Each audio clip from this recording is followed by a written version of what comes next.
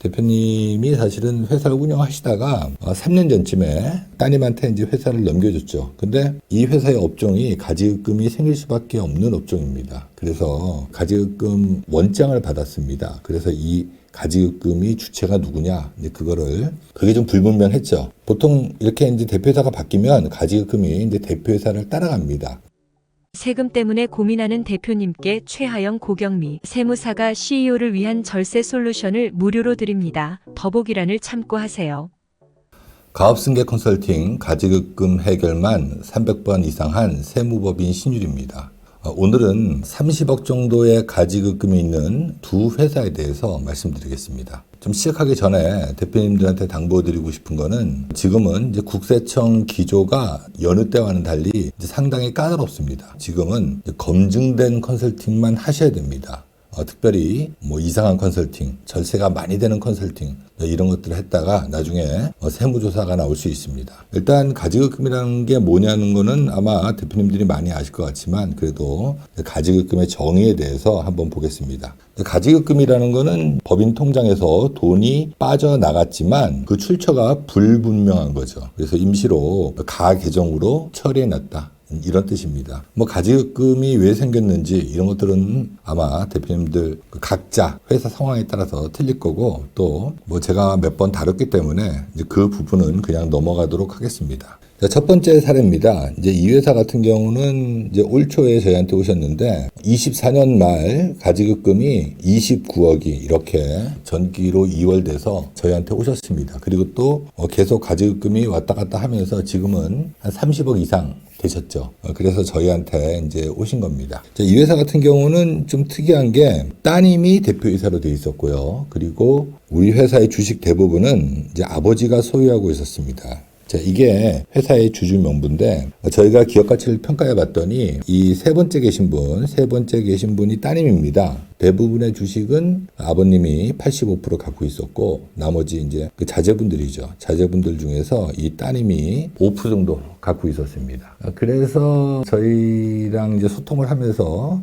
가지급금이 누구 거냐? 제가 이렇게 말씀드렸더니 이게 대부분 대표님이 사실은 회사를 운영하시다가 3년 전쯤에 따님한테 이제 회사를 넘겨줬죠. 근데 이 회사의 업종이 가지급금이 생길 수밖에 없는 업종입니다. 그래서 가지급금 원장을 받았습니다. 그래서 이 가지급금이 주체가 누구냐, 이제 그게 좀 불분명했죠. 보통 이렇게 이제 대표이사가 바뀌면 가지급금이 이제 대표이사를 따라갑니다. 그렇지만 지금 이 상태로는 가지급금을 정리하기가 너무 힘들기 때문에 이 가지급금 원장을 좀 분석해서 예전에 있던 가지급금이라면 그거는 당연히 우리 아버님, 여기 이제 주식을 많이 갖고 있는 아버님의 가지급금이죠. 이 가지급금의 주체를 명확히 한 다음에 그리고 저희가 이제 가지급금을 정리하는 솔루션을 하고 있습니다. 그 가지급금 원장에 보면은 당연히 대표이사가 따님이니까 이제 따님으로 돼 있죠. 그래서 이제 그걸 좀 돌려놓고 그리고 지금 가지급금을 정리하고 있습니다. 저희가 이 가지급금을 정리하면서 어떤 방법을 쓸까 좀 고민을 했었는데 일단 그 따님도 사실 배우자가 있기 때문에 뭐 증여 후 소각, STF라는 전략을 써서 일정 부분 가지급금을 정리하고 10억 정도는 배우자 증여 후 이익 소각으로 세금을 좀 내고 가지급금을 정리하고 나머지 20억 정도의 가지급금이 남을 것 같습니다. 대표님하고 좀 상의를 했는데 다행히 이제 아버님이 부동산이 한 2개 정도 있었습니다. 그 대표님 생각은 이거죠. 첫 번째 부동산은 따님한테 주고 이제 두 번째 부동산은 아드님한테 주고 싶어 하셨습니다. 우리 대표님이 갖고 있는 부동산을 법인에다 양도하면서 가지급금을 정리하는 솔루션을 하고 있습니다. 그러면서 당연히 이 법인에 대표님 부동산을 넣으면은 사실 대표님은 거의 개인적인 재산이 별로 없습니다. 뭐 집 하나 있고 현금 조금 있으신 건데 그렇게 되면서 여기 이제 한 분은 그 대표님의 배우자시거든요. 그래서 이분 거 말고 여기 아드님하고 따님하고 있는데 그 부동산 2개를 그러니까 대표님 생각은 이거죠. 이제 첫 번째 부동산은 따님을 주고 두 번째 부동산은 아드님을 주고 싶었는데 다 개인으로 갖고 있었습니다. 그래서 그 부동산 2개를 법인에다 넣으면서 가지급금을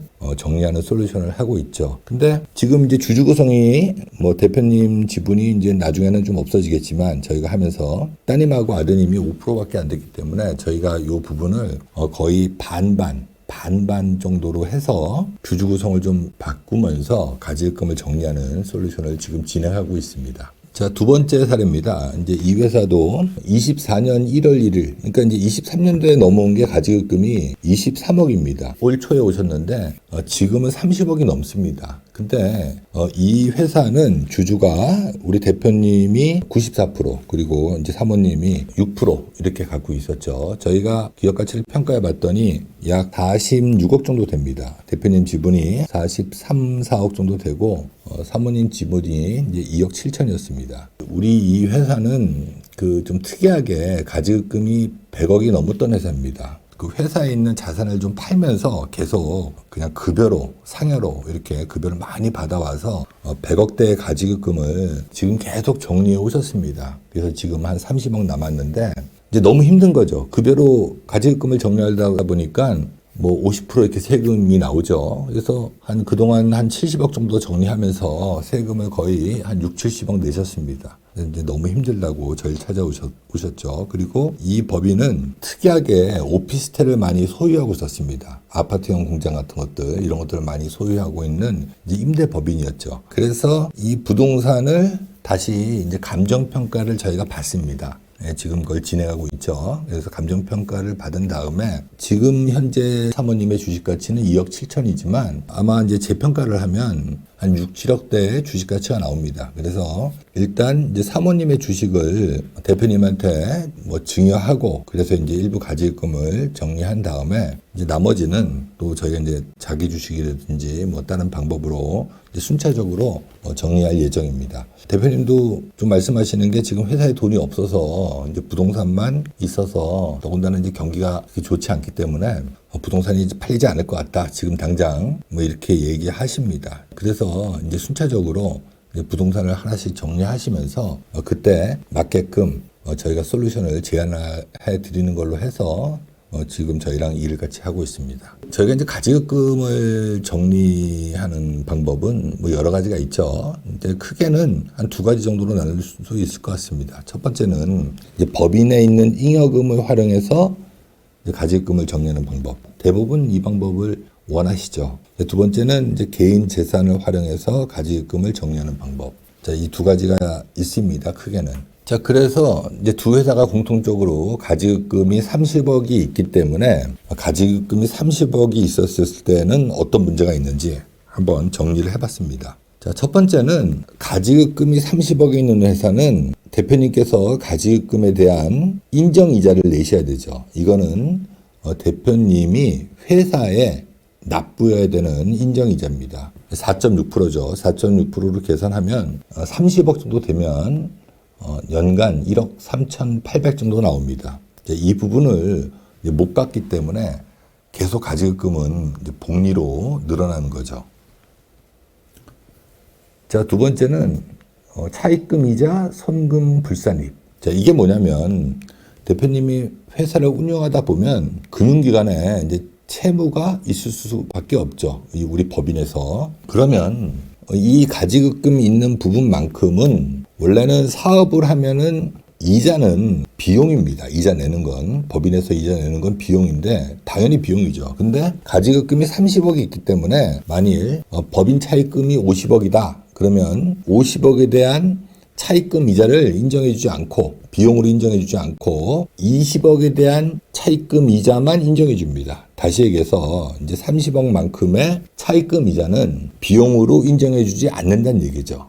자, 세 번째는 우리 대표님께서 이렇게 이제 1억 3,800만 원씩 법인에다 이자를 냈든 안 냈든 이건 다 계상합니다. 그래서 1억 3,800만 원에 대한 법인세, 이건 이제 회사의 이익으로 본 거죠. 이익으로 봐서 이 법인세, 매년 2,800만 원 정도의 법인세가 이제 추가로 나옵니다. 3중고죠. 첫 번째, 대표님이 내야 되는 인정이자 1억 3,800만 원. 두 번째, 가지급금만큼은 법인에서 비용 처리가 되는 이자 비용인데 이제 그걸 인정 안 해주니까 그만큼 비용을 인정 못 받으니까 법인세가 늘어나는 거고. 자, 세 번째는 이 1억 3,800만 원이 다시 법인의 이익으로 잡혀서 또 다른 법인세 2,800만 원이 이렇게 매년 증가되는 겁니다.